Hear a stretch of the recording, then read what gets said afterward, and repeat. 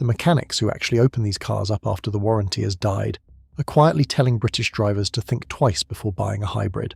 And here is the part that will catch you off guard. They're not saying what you think they're saying. The warning is not that hybrids are rubbish. Some of them are the most reliable cars money can buy.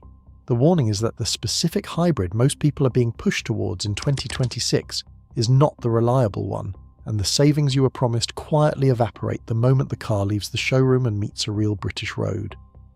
By the end of this video, you will know exactly which hybrids the trade genuinely trusts, which ones a good mechanic would never let their own family buy, and the single question that tells you which is which before you ever sign a thing. Before we dive in, comment where you are watching from and click subscribe. Picture a driver in Manchester who does everything right. They are told a plug-in hybrid is the sensible, green, money-saving choice.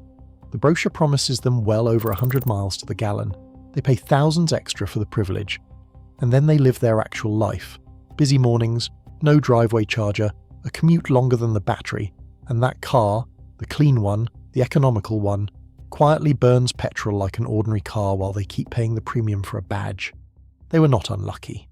The biggest real-world study ever done, 800,000 cars, found that plug-in hybrids emit nearly 5 times the carbon dioxide of the official figures the cars are advertised on. Not bad luck. That is the business model. This is Ripped Off Britain, the channel that reads the reliability data and the repair invoices so that you do not have to. And the story of the hybrid is one of the most misunderstood in British motoring right now, because the truth is genuinely more useful than the hype. So let me take you through it properly. Here is the first thing you need to understand, because it is what makes this a uniquely British trap. Buying a hybrid in Britain is not the same calculation as buying one in California. Start with our weather. Our roads are wet for half the year and salted for the other half, and that matters more for a hybrid than for any petrol car, for a reason almost nobody tells you. A hybrid slows itself using its electric motor most of the time, which means the ordinary friction brakes, the discs and the calipers, barely get used. On a salty British winter road, brakes that barely get used do not stay clean. They corrode, they seize. Mechanics up and down the country see hybrids come in with brake components rusted solid long before the mileage says they should be, and that is a bill the brochure never mentioned. Then there is our service network. A hybrid is a high-voltage machine that needs a specialist with the right training and the right diagnostic kit, and outside the big cities those specialists are thin on the ground. A simple fault that a Vauxhall garage would clear in an afternoon can mean a main dealer-only diagnosis and a queue measured in weeks. Add to that the cold. A hybrid battery hates a frosty British morning, and owners routinely lose 10 to 15% of their electric efficiency the moment the temperature drops, which, on these islands, is most of the year. Add the parts problem too. Since Brexit, the European components these systems rely on arrive slower and cost more, so even a straightforward repair can sit waiting for a part that used to turn up overnight. And then there is insurance, which for a complex high-voltage car with expensive, hard-to-source components runs higher than for the simple petrol equivalent. None of that shows up on the showroom sticker either. And then there is the policy push. Britain is closing the door on new pure petrol and diesel cars, which is funneling millions of drivers towards electrification whether they are ready for it or not. And the most aggressively marketed option in that gap, propped up by company car tax perks, is the plug-in hybrid. The very car the data says most people use wrong. We are being herded politely towards the one version of this technology most likely to disappoint us. Now I want to be precise about where all of this comes from, because a warning is only worth anything if it is built on evidence rather than vibes. This video stands on 4 sources. First, the long-term reliability surveys. Which and what car in Britain, and the enormous Consumer Reports survey of around 380,000 vehicles, which track what actually breaks, not what feels nice on the test drive. Second, real-world emissions and fuel studies, including the transport and environment analysis of 800,000 cars and a separate Fraunhofer Institute study of around 1 million plug-in hybrids, both measuring what these cars do on the road rather than in a lab. Third, the independent hybrid specialists, the people who repair these systems for a living once the warranty is gone, who have no brand to protect and no sale to make. And fourth, the manufacturer's own warranty terms, which tell you in writing exactly how much faith they have in their own batteries. No manufacturer paid for a word of this, and a couple of them would cheerfully see this video taken down. That is usually how you know you are pointing at something true. To understand what went wrong, you have to understand what right looked like, because the hybrid started out as one of the great honest pieces of engineering. A proper full hybrid, the original Toyota idea that was beautifully simple in concept. A petrol engine and an electric motor work together, the car charges its own small battery as you drive and brake, and you never plug it in at all. Crucially, that system uses no traditional gearbox with gears to grind and wear out, and the petrol engine underneath was deliberately kept old-fashioned and unstressed. No turbocharger to fail, no high-pressure direct injection to clog the valves. Toyota has been refining that same fundamental system for more than 25 years, and the result is a car that routinely sails past 200,000 miles on its original battery. That is the hybrid that earned the reputation. And here is the fact that the doom-mongers leave out, because it is inconvenient for a scary thumbnail. On the latest figures, full hybrids are not less reliable than petrol cars. They are more reliable, around 15% fewer problems on average.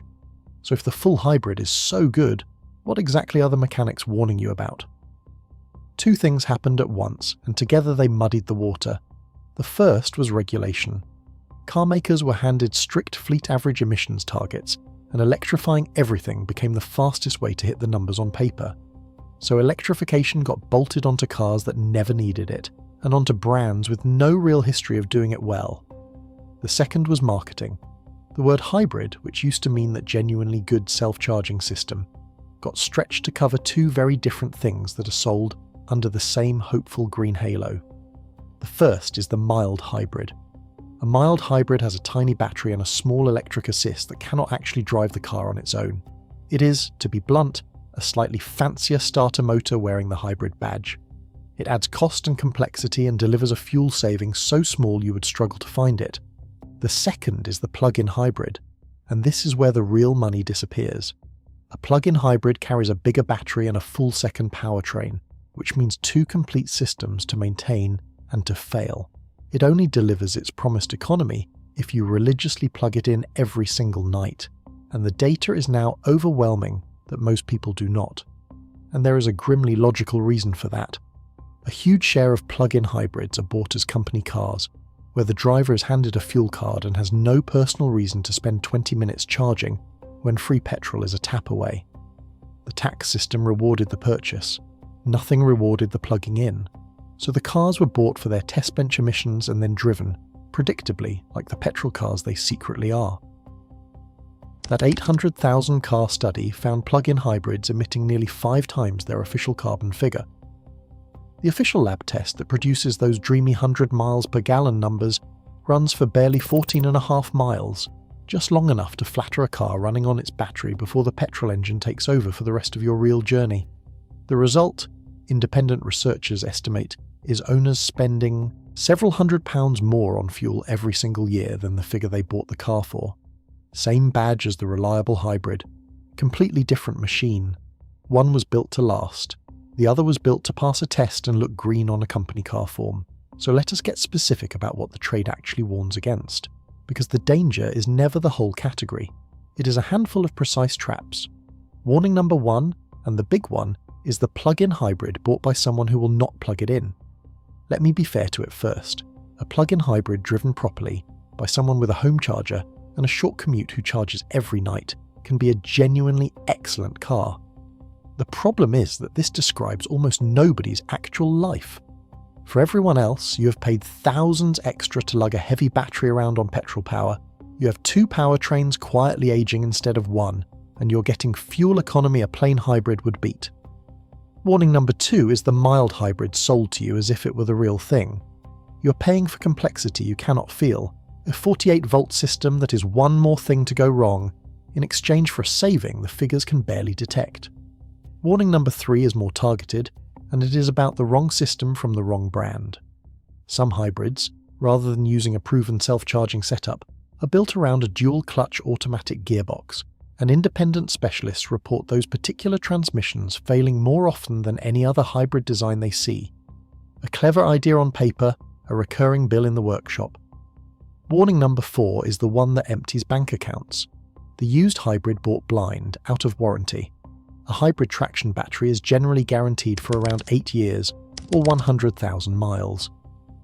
Buy a cheap hybrid that is past that, with no idea of the battery's health, and you have not bought a bargain. You have bought somebody else's liability. When that battery fails, you're looking at a replacement that runs from around £800 for a reconditioned pack at a good independent, up to several thousand at a main dealer, on a car that may not be worth much more than the repair. And until you fix it, the car does not simply carry on as a normal petrol car. A hybrid with a dead traction battery drops into a limp, gutless state, sluggish off the line, straining on hills, warning lights glowing, because the petrol engine alone was never designed to haul that weight by itself. Some will not start at all. You do not get a graceful downgrade. You get a very large car-shaped problem sitting on your driveway. And warning number 5 is the quiet one we already met. Neglected, corroded brakes on a car whose regenerative system means the friction brakes are barely exercised. Ignore it and a routine service becomes a seized caliper invoice. Before we get to the hybrids the trade genuinely trusts, I want to ask you something directly, because the comments on these videos always tell the real story. Drop a comment right now and tell me 2 things. Which hybrid you drive, and what was the first thing that went wrong with it, or the first thing that surprised you. My guess is that a lot of you are going to say the 12-volt battery, or the brakes, long before anything to do with the fancy hybrid system itself. And I am going to guess that a good number of the plug-in owners among you are quietly going to admit that the real-world fuel economy never once came close to the number on the window sticker. That is not you driving it wrong. That is the test being designed to flatter the car. Now the good news, because this is the half the scaremongers never give you, here are the hybrids the trade actually trusts, and the pattern is not subtle. Trust number 1 is the Toyota full hybrid, in almost any shape you like. The Corolla, the Yaris, the RAV4, the Prius that started it all. This is the simple, self-charging, no-plug system, refined over a quarter of a century, the one with no turbo and no gearbox to wear out, the one specialists routinely see sail past 200,000 miles. It is not exciting. That is precisely the point. Trust number 2 is Lexus, which is essentially that same bulletproof Toyota drivetrain wearing a tailored suit. The RX and the NX especially. Specialists report working on these well beyond 250,000 miles, with the original battery still passing its health test, and Lexus backs that confidence with a long warranty. The one honest catch is the price, both to buy and to service. Trust number 3 is Honda, whose hybrid system in the Jazz, the Civic and the CR-V has quietly earned a strong reliability record, sipping fuel and rarely complaining. And if you want a larger family hybrid from outside the obvious names, the Kia Sorento hybrid has earned genuine praise in the surveys, even as some of its smaller stablemates have not. Be aware that even these good cars are not immune to the universal hybrid niggles. The 12-volt battery and the brakes will still need attention from time to time. But the costly heart of the car, the bit people genuinely fear, is the bit these makers got right. The thread running through every single one of these is the same: a proven, mechanically simple, self-charging full hybrid from a maker with a long, honest track record in the technology. Boring, reliable, cheap to live with, everything the marketing department would rather you did not settle for. So here are the rules I want you to write down, because this is where being informed turns into being protected. Rule 1, and if you remember nothing else, remember this. Ask one question. Is it a self-charging full hybrid, a mild hybrid, or a plug-in? If it is a full hybrid from a proven maker, you are most likely fine. If it is a plug-in, ask yourself honestly whether you will truly charge it every night, because if the answer is no, you're buying the most expensive way to drive a petrol car. Rule 2, never buy a used hybrid without an independent hybrid battery health check first. It costs very little, and it tells you whether you're buying a car or a liability. Pay the small fee or walk away. Rule 3, check the warranty in writing, the traction battery cover, the mileage limit, and whether a brand like Toyota offers its extended cover for servicing with them. The warranty is the manufacturer telling you how long they actually expect the expensive part to last. Believe them. And rule 4, a free one. On a hybrid, give the brakes a proper firm press from speed every so often on a clear road, to keep the friction brakes working and the rust at bay. Your mechanic will thank you, and so will your wallet. Let me put the real numbers side by side, because the sticker price was never the whole story. Option 1, You buy a fashionable plug-in hybrid for the headline economy, paying, let us say, £3,000, more than the equivalent plain hybrid. You do not have a home charger, so you mostly run it on petrol. The real-world studies say you will burn several £100s more fuel a year than the brochure promised. Call it conservatively £300 annually. Over 7 years, that is more than £2,000 in fuel you were told you would save, on top of the premium you paid up front, and you are carrying 2 powertrains towards their first big out-of-warranty bill. Option 2. You buy the proven self-charging full hybrid. It is less glamorous, it has one well-understood system, it charges itself, and it routinely runs past 200,000 miles. The battery is covered for years, and even in the worst case, a reconditioned pack from a good independent is a known, survivable number rather than a catastrophe. Run the full sum, and the fashionable, complicated, heavily marketed choice comes out thousands of pounds more expensive over its life than the boring one, while delivering less of everything it promised. The monthly payment was never the cost of the car. The fuel, the repairs, and the depreciation are the cost of the car. Nobody puts that number on the windscreen, so let me bring it home. The mechanics are not warning you off hybrids. They are warning you that the word hybrid now covers a brilliant, proven money-saving machine and an expensive, complicated, over-marketed disappointment, and that the industry has every incentive to sell you the second while letting you believe it is the first. The full hybrid earned its reputation honestly. The plug-in you never charge and the mild hybrid you cannot feel are riding on that reputation while the bills and the broken promises pile up somewhere off the brochure. That is not bad luck, and it is not the technology failing you. It is a system built to hit a regulator's target and a marketing department's quota, with you and your fuel bill left to absorb the difference. Be informed about it, not afraid of it. Buy the boring one. Plug it in only if you really will, and make the car prove its health before it ever takes your money. If this video saved you from an expensive mistake, subscribe now and send it to anyone you know who is about to be talked into a hybrid they do not understand, because they deserve to know the difference before the salesman does. That is all.